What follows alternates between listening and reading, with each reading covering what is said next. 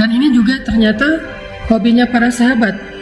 Mereka itu suka banget mengulang-ulang surat yang sama atau ayat yang sama sampai mereka merasakan makna ayat tersebut dalam kehidupan mereka. Contohnya Sayyidah Aisyah dulu pernah mengulang surat apa ya? Ayatnya kurang lebih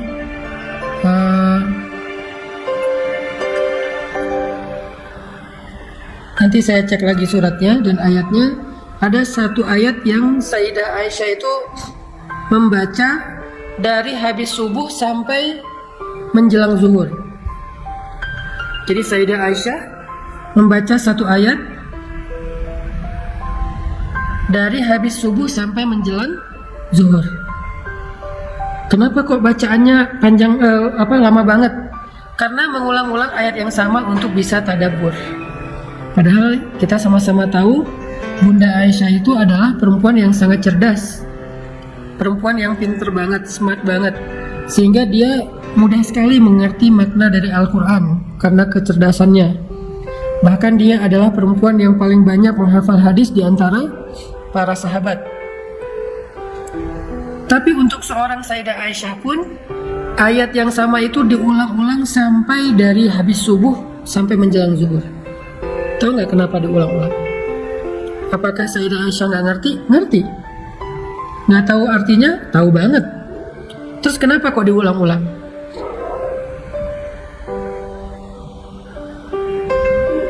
Sayyidah Aisyah mengulang ayat yang sama dari habis subuh sampai menjelang zuhur. Tujuannya adalah agar ayat itu terasa di dalam hati. Tujuannya adalah agar ayat itu terasa di dalam hati.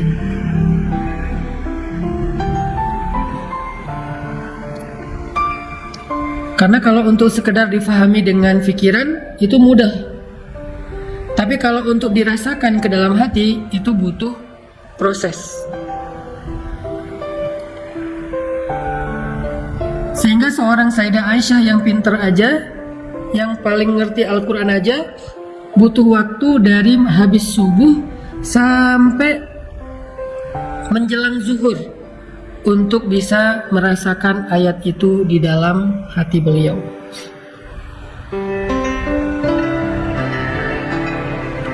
Coba saya cek ya ayatnya ya.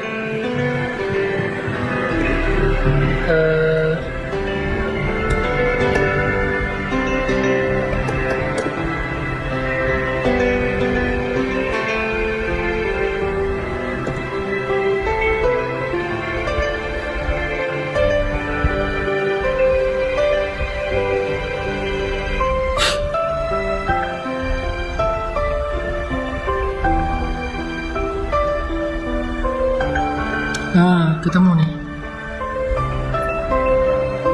Ada di surat At-Tur. Coba teman-teman buka surat At-Tur.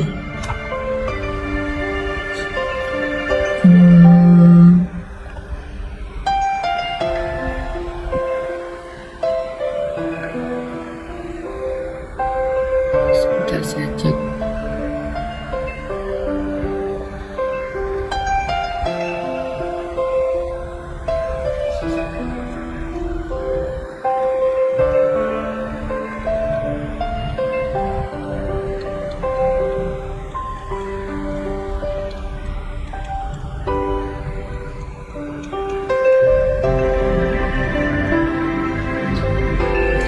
Coba teman-teman lihat.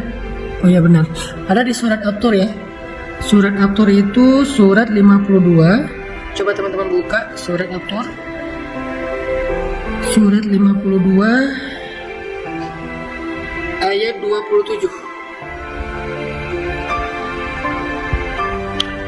Surat At-Tur surat 52 ayat 27.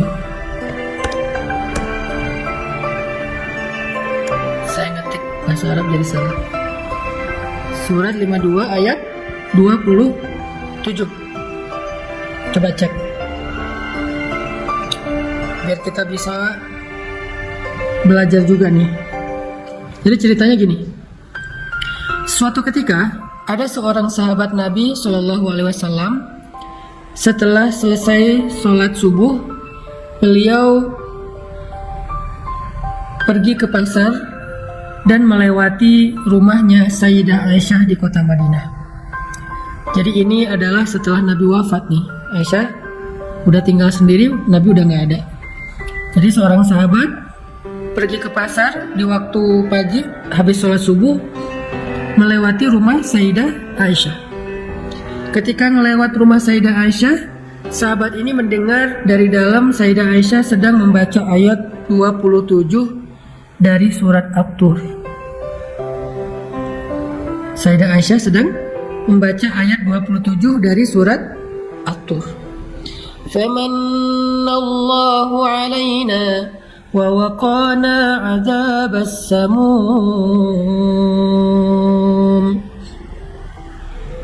Famanallahu alaina wa waqana 'adzabas samum.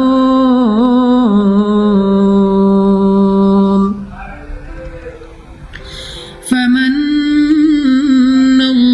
alaina wa waqana 'adzabas samum.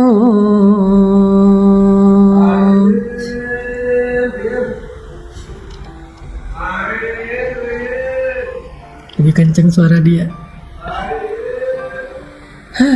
Kalah. Ada yang jualan peyem, suaranya kenceng banget. Masya Allah.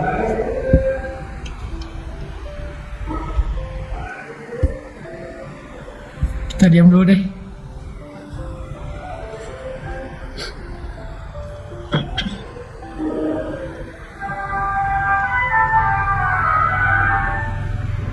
Iklan bener kayak ada payamnya inilah live rasa nongkrong.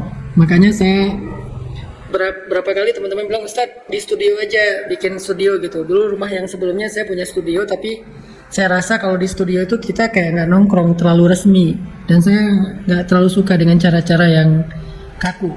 Makanya saya sengaja bikin ini di rumah, dan rumahnya emang depan jalan komplek, dan komplek kita tuh agak terbuka, jadi banyak pedagang yang lewat. Tapi anggap aja itu kita lagi nongkrong gitu kan. Cuman suaranya itu luar biasa ya, Dolby banget ya suaranya.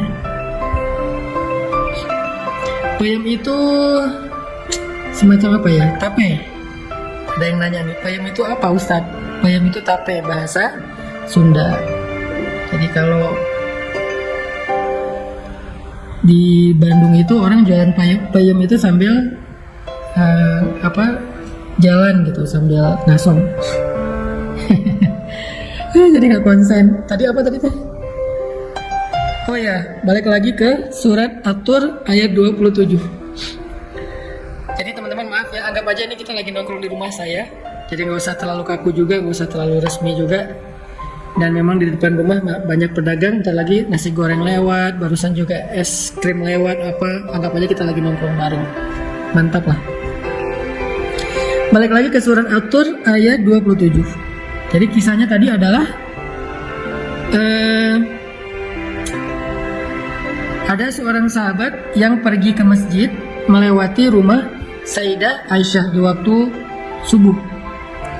Nah, ketika melewat rumah Sayyidah Aisyah, sahabat ini mendengar Sayyidah Aisyah lagi baca Al-Quran. Dan waktu itu Sayyidah Aisyah membaca surat At-Tur ayat 27.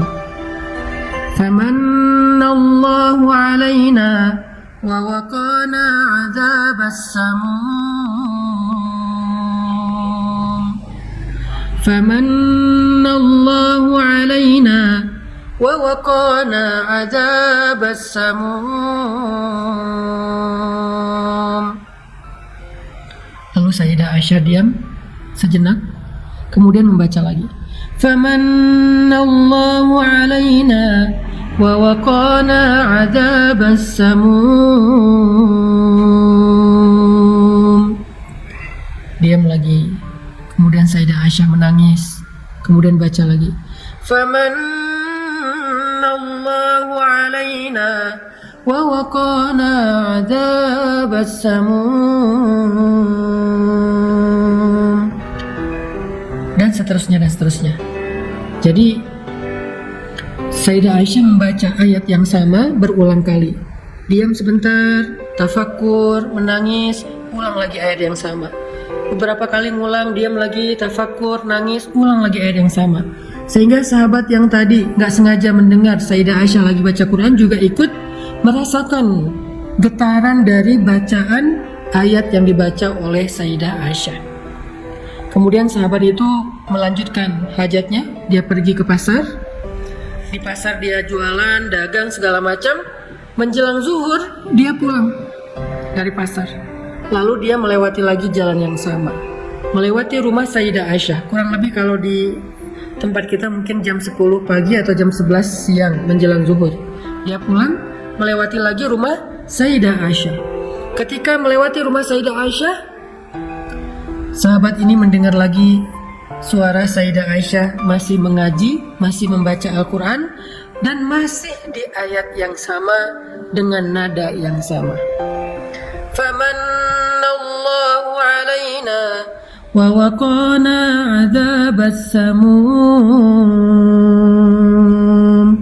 Diam, kemudian menangis, kemudian berdoa, kemudian baca lagi. Famannallahu alaina wa waqana adzabas samum.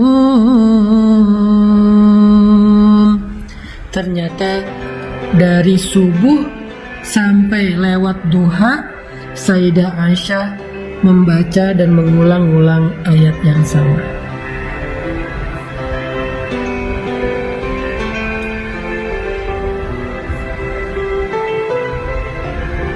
Inilah salah satu di antara metode para sahabat dalam membaca dan mentadaburi Al-Quran.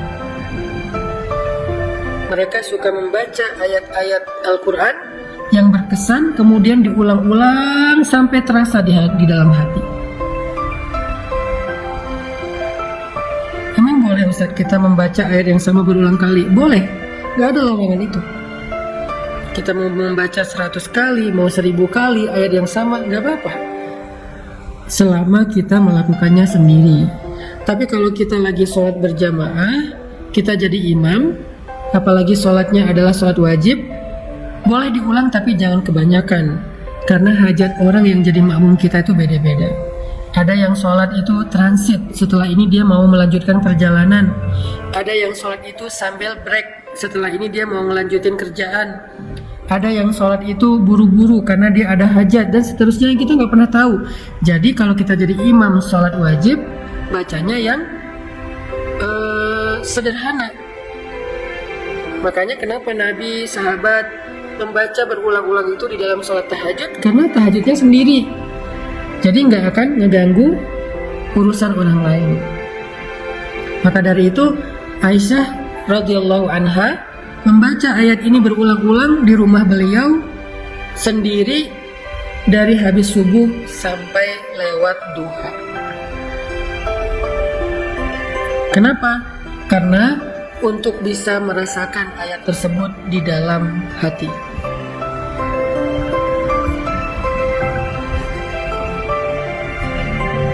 Coba kita renungkan apa makna dari ayat ini. Famannallahu alaina wa waqana adzabas samum. Maka Allah memberikan karunia kepada kami dan memelihara kami dari azab api neraka. Itu arti dari ayat 27 surat At-Tur. Pastinya Sayyidah Aisyah nggak cuma baca ayat ini, tetapi membaca satu surat ini secara utuh, dari ayat pertama surat At-Tur sampai ayat terakhir, yaitu ayat ke-49.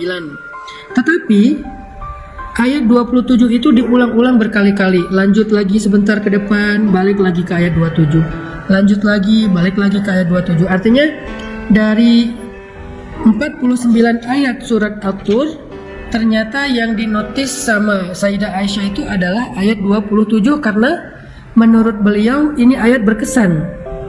Dan ini beda-beda setiap orang. Ada yang berkesannya di ayat mana, ada yang berkesannya di ayat mana, beda-beda. Tergantung pemahaman dan tergantung sinkronnya ayat itu dengan kehidupan dia. Kadang-kadang ada ayat yang lagi kita banget karena emang kita lagi ngalamin apa yang ada di ayat itu. Jadi setiap ayat, setiap surat itu berbeda-beda secara kesan dari setiap orang. Nah, ketika kita mendapatkan satu ayat yang berkesan, mendapatkan satu ayat yang kita ingin tadabburi, maka metode yang ditempuh oleh para sahabat adalah dengan mengulang-ulang ayat tersebut. Terutama di dalam sholat tahajud, di dalam sholat duha, atau di luar sholat ketika kita punya waktu luang.